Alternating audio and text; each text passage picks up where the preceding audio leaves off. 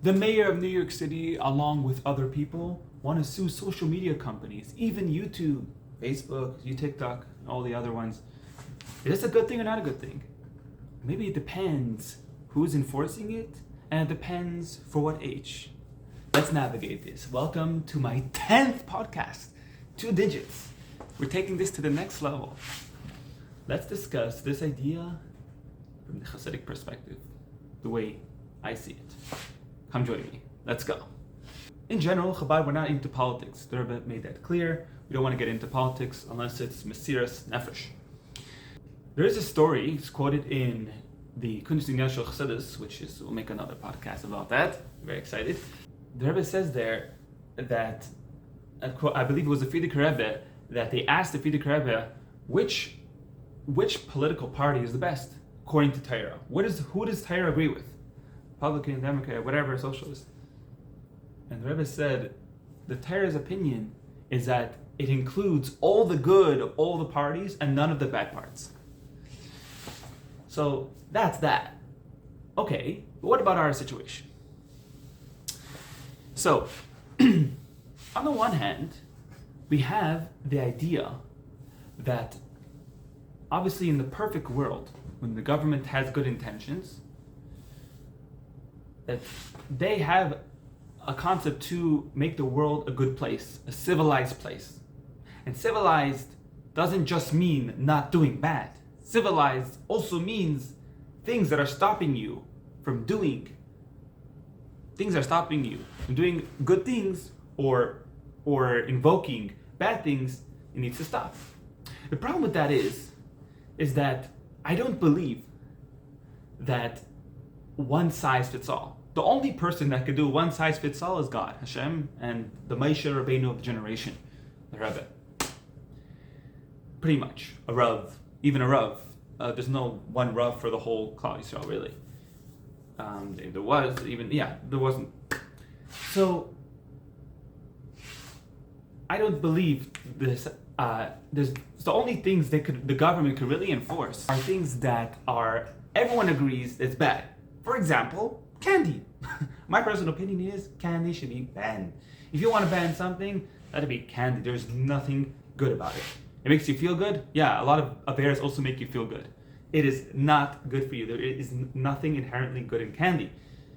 It's like, maybe if you want to go one step up, just to give you an idea, like even cake, for example, maybe at least it has some flour, it can fill you up, it has eggs in it, whatever. It can fill you up and it's good for the morning. But even that, it backfires. But and you can say something, there's another topic of things that are in the gray area in a way are worse in the black area. Why? Because you think it's good and really it's not so good. So you convince yourself that it's good, and it ends up being worse because you never really do tshuva on it. You never really say it's a problem. But let's not focus on that.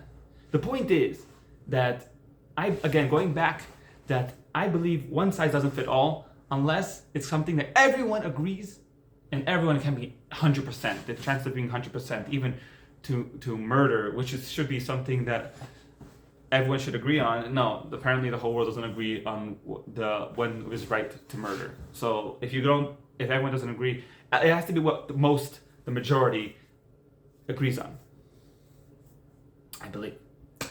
So at least in the civilized goyish world.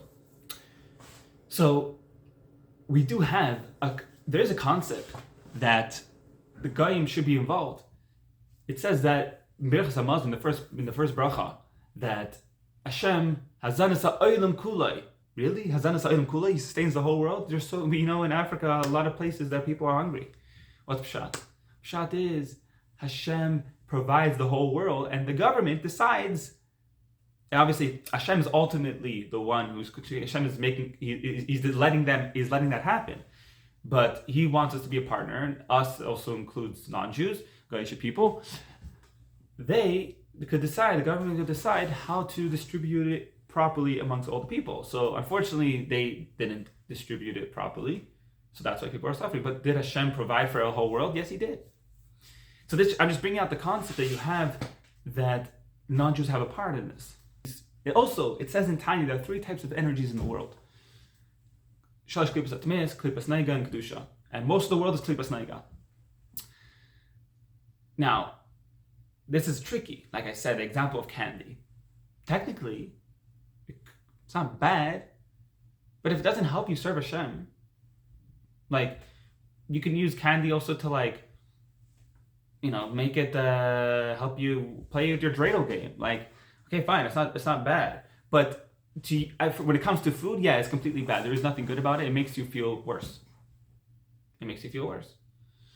Maybe, maybe it'll, in a situation where you were desperate, there's no other food. Well, why, instead of that food, there should have been other proper, better foods. Like, you can't go that, I don't think you can't go that route. Even though technically candy is klipas neiga. So when it comes to social media, and again, we will differentiate between, the government, they try to do one size fits all, which I don't believe they can do that when it comes to here, unless they can somehow cut out anything that's everyone agrees it's bad, inappropriate images and the like. Then that's a good thing. Everyone agrees there's nothing good about that. But unfortunately, it's just they don't have the tech for that to be so accurate, because as we know, filters, which is a hot topic, also, unfortunately, it's not accurate, and there's filters. I don't believe there's a perfect filter that it cuts out only the things that are bad. Also, it's not just cutting out bad things, which is the beauty that this new post of the mayor said.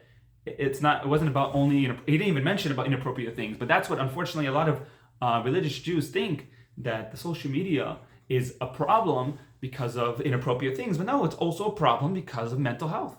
It also, and that's a gray area, which, like I said before, could be worse in a way in the long run, because when a person is just doing, first of all, he could be wasting time as it's a problem of bittul Torah, but I'm not even talking about that. If he wastes his brain and he dumbs his brain, then he's not able to serve Hashem properly. Apparently, there's a study that a lot of video games actually cause depression. So if these things, like, a person is obligated to be healthy, why isn't this part of it? Why are we seeing mental health as something that, like, you can play around with? Because it's something we can't actually see with our physical eyes. Like, it's hard to differentiate it. Yeah, it's harder. So but it still means we have to deal with it. We can't ignore it. So I believe that social media, it's something that is klipas neiga. Yes, most of it is used for bad. That's what Tanya says. That's the normal. Rubi kechuli ra. This world is rubi kechuli ra. We still need to use it for positive things. As we know, the Rebbe used television to publicize his farbrengens, and the radio is used for Tanya broadcasts back in the day.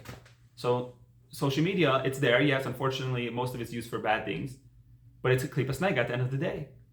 Anything you use, anything. I'm going to say examples. Anything in the world of klipas neiga, you can use it for probably most, because Tanya says so, Rubi kechuli ra. Most things that are klipas neiga are used for bad things. That doesn't change that you can use it for good things. To get that straight. A knife, the tongs, even things as simple as these things. But now that's more in general. What about, now let's go into the ages. So I believe in, as I said before, not one size fits all. You have to be very personalized. And that's something, unfortunately, the government can't really do properly. But yeah, I'm not focused. Again, this channel is for Chabad, catered to the Chabad crowd, or at least religiously Jewish. I believe that I'm not going to say an age. Age is also stupid to do, because a lot of kids are mature earlier or mature later than this age.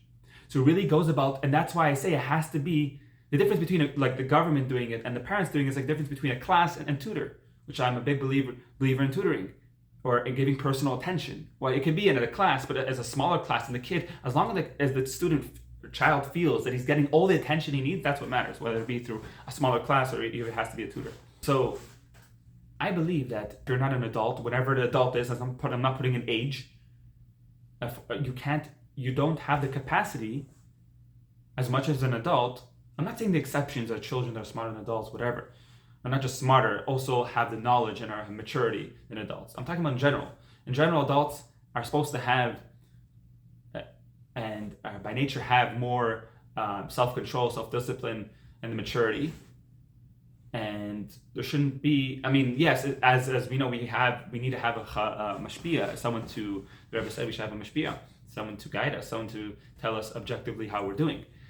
But that's different than, or it's not really different. It's actually pretty much the same. When you have a parent or teacher, or mechanech, educator, to go over with each student and child every problem, challenge, and help them navigate it. That means there's unfortunately two extremes, which is the easy, so to say, the easy way out.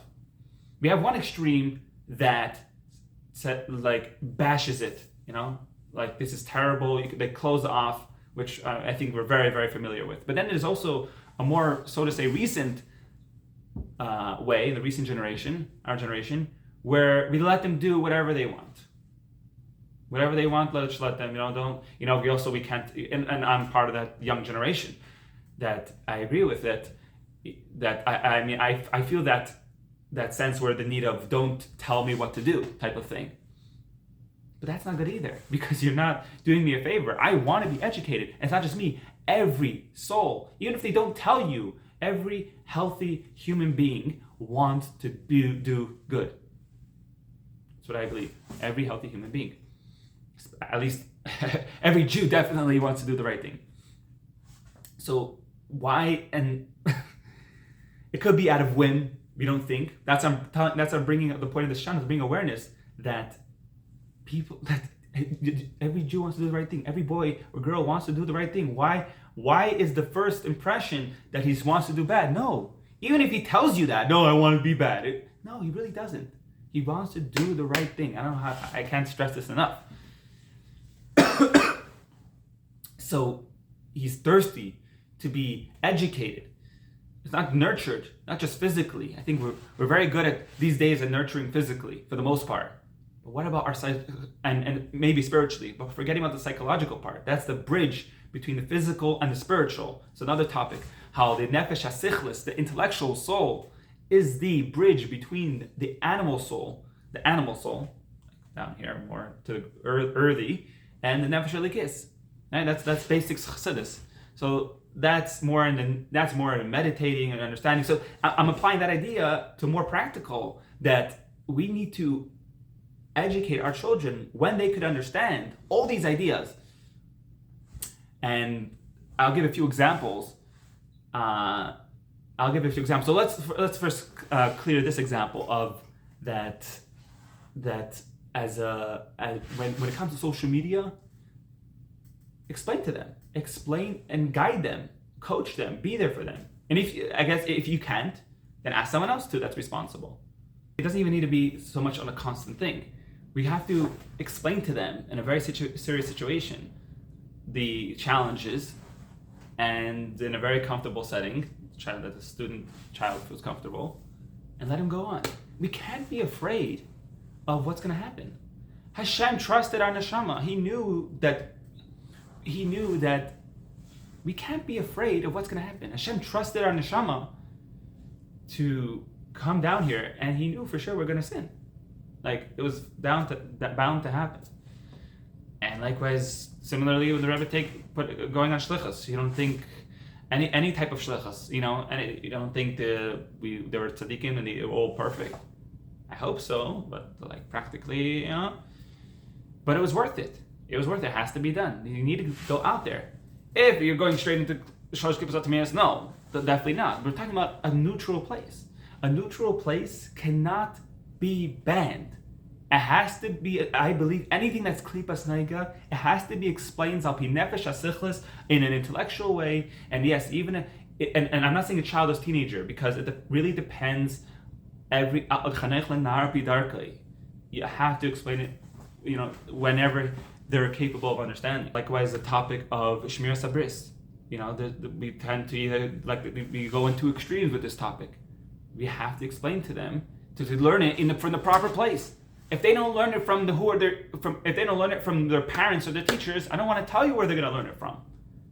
And it doesn't only have to be from social media and internet. It could be who knows where.